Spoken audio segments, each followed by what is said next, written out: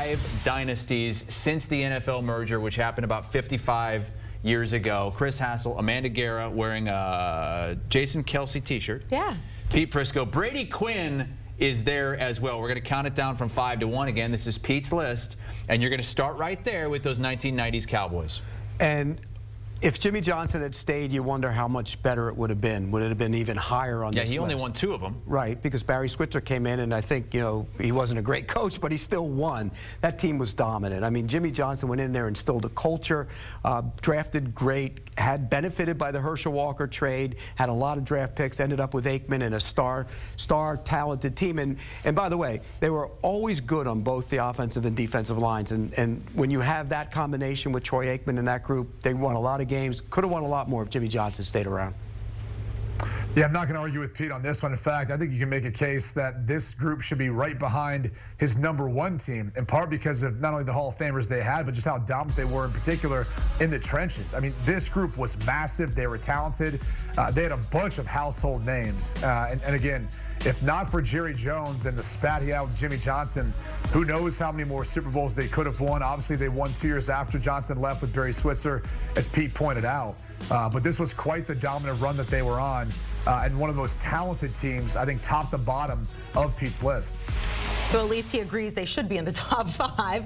Let's go to your #4 team. It is the current Kansas City Chiefs, looking for their 3rd Super Bowl in the last 5 years. I mean, I do think a handful of years ago we were saying, is this a dynasty team? This is a dynasty team. But what is it going to take for them to start jumping some of the teams ahead of them? Win a couple more, and they'll jump at least 2 of those teams ahead of them. Do you think if they win next week that they'll move up on your list? They could.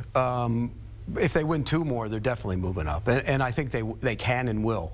I think this team is so talented, but more than that, what they've done and what they've accomplished, we could be talking about a group that's gone to a Super Bowl in 2 other years as well.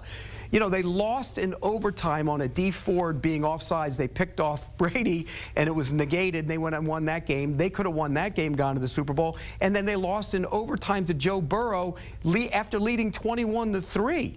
So, I mean, this is truly a special run. 6 straight AFC championship games. That's incredible to think of what they've done. So if they win this week, or next week, and then they win maybe another one, they're going to be the #2 team and pushing the New England Patriots. Especially in this era, too, when you look at the parity that's in the NFL through free agency, the salary cap, the draft, etc. When you compare it to, you know, throughout the different decades that we're talking about here. But, Pete, let's be real. If they win this year's Super Bowl, you're going to bump them up this list. What they've done so far is unprecedented.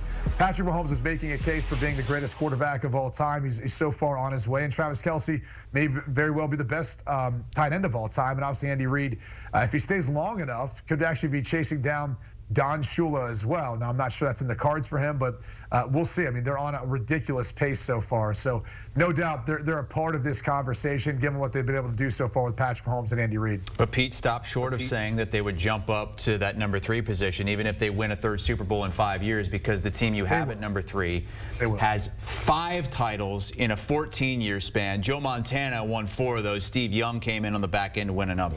Yeah, and as great as we love Patrick Mahomes, I mean, Joe Montana was in the conversation as the greatest quarterback of all time as well. They also had Jerry Rice. They had Bill Walsh, one of the greatest coaches of all time.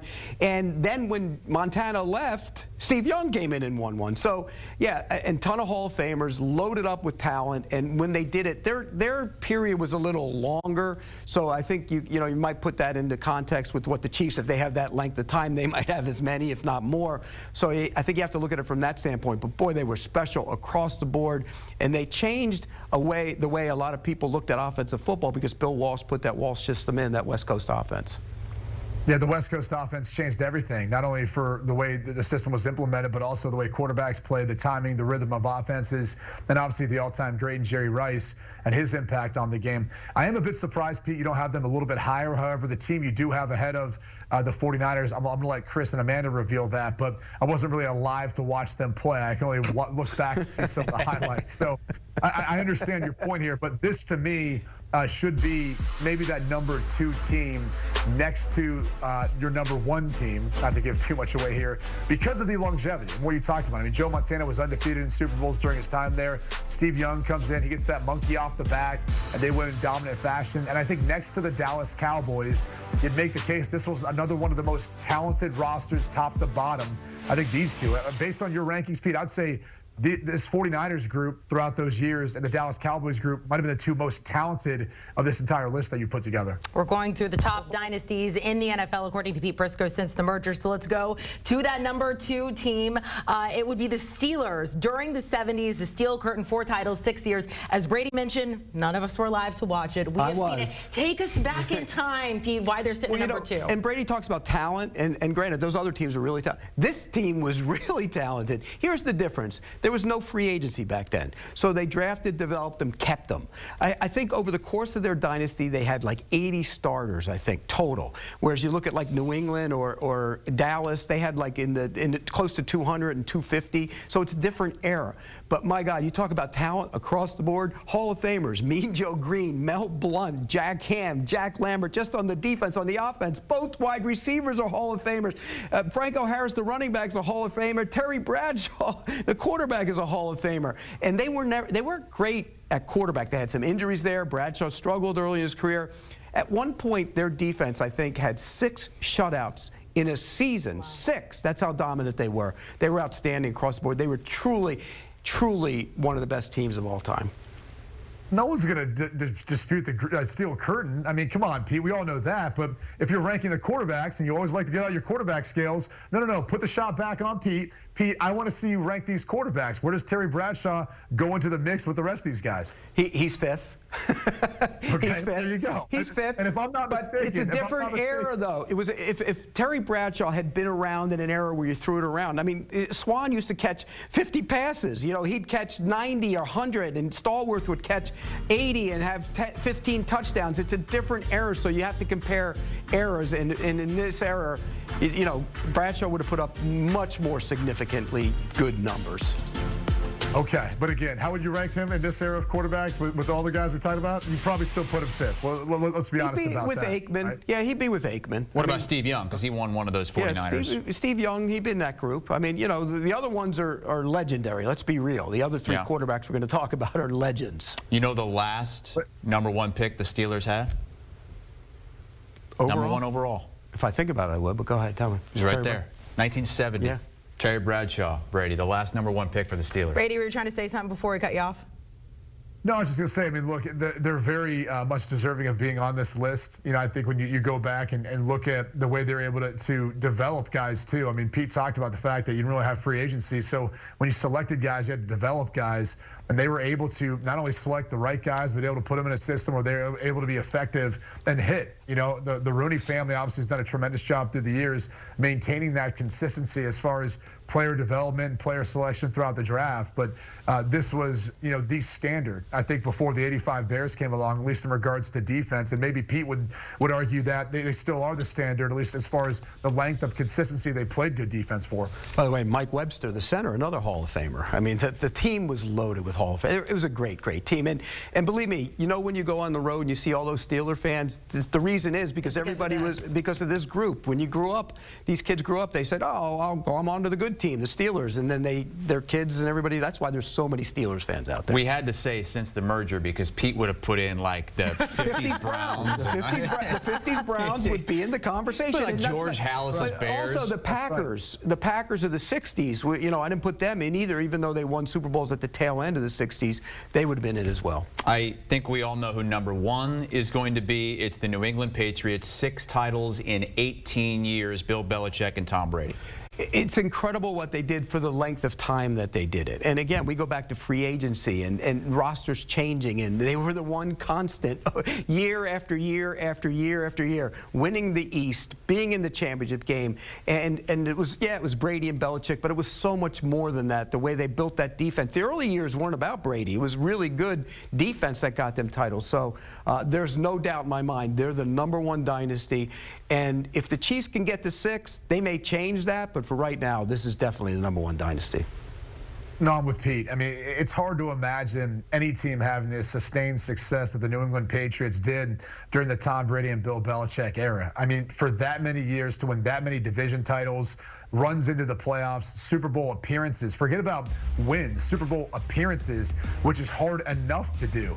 I mean, it truly was remarkable to watch what they were able to do together.